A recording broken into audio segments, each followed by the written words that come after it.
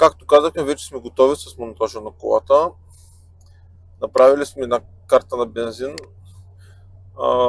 Колата, преди тази кола е интересното, че тя е с доста така силов тунинг, с по-голяма турбина е направена. Направена е близо 410 коня. Можем да покажем, нали, тук ускорението на бензин. Ускори на бензин. При максимално отварване почти достига 22 милисекунди впръскване, което е много голямо време за впръскване.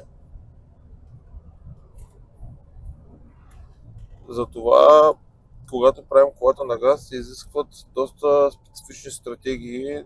Сложили сме големи инжектори, сложили сме, както казахме, два големи редуктора.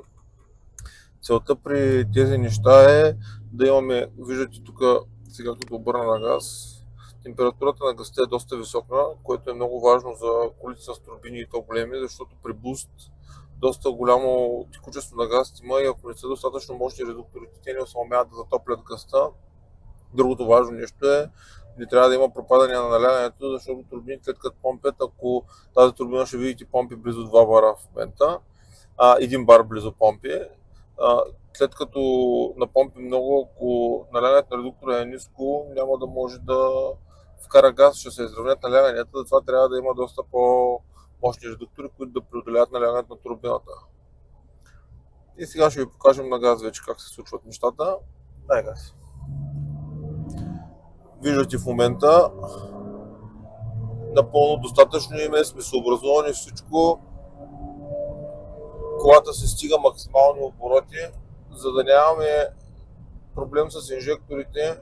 Сме направили плавно до впръскване на бензин, все пак е доста мощна кола и инжекторите могат да захранят близо до 50 коня на цилиндър, като тук имаме в момента малко повече от 50, близо 60, за да не стигаме крайен лимит на инжекторите. Сме направили до впръскване на бензин, което започва плавно от 20% от 3600 оборота и сега ще видите, дай газ. Вижте в първоначалните как се получават големите натоварвания и после вече инжекторите се разтоварват.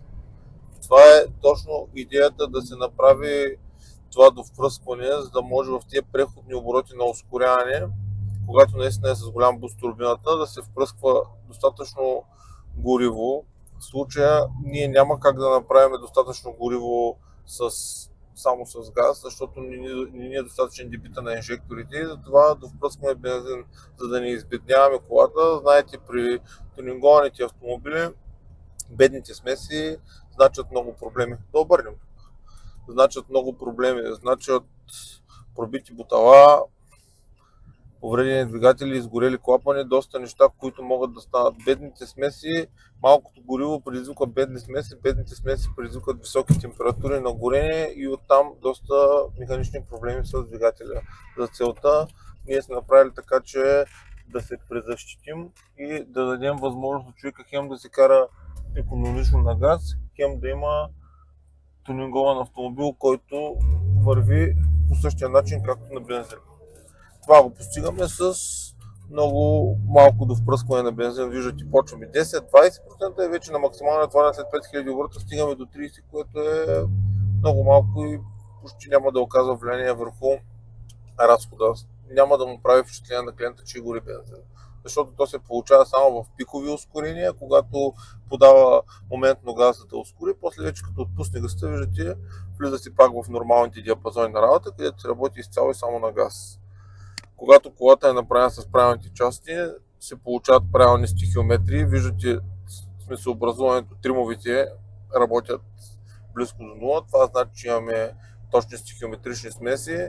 Картата ни се е почти препокрила. Имаме тук съвсем малко още места, на които ще нанесем някакви корекции, но като цяло, нали, виждаме, че нещата са се получили доста добре. Като има на предвид, че с предишната уредба, с която е било, клиент се оплакваше, че след 4000 оборота не можеше въобще да ускорява колата и да върви добре. Тук в момента вече имаме едни много по-стабилни смеси и една много по-стабилна работа. Виждаме сега в кои диапазони още избеднява леко колата. Ще ги оправиме, за да нямаме проблеми с вървенето и това е общо взето. Така правим при нас автомобилите, така се решават всички проблеми, когато се слагат правилни части и е с качествена електроника. Ако ви харесват нашите видеа, последвайте ни.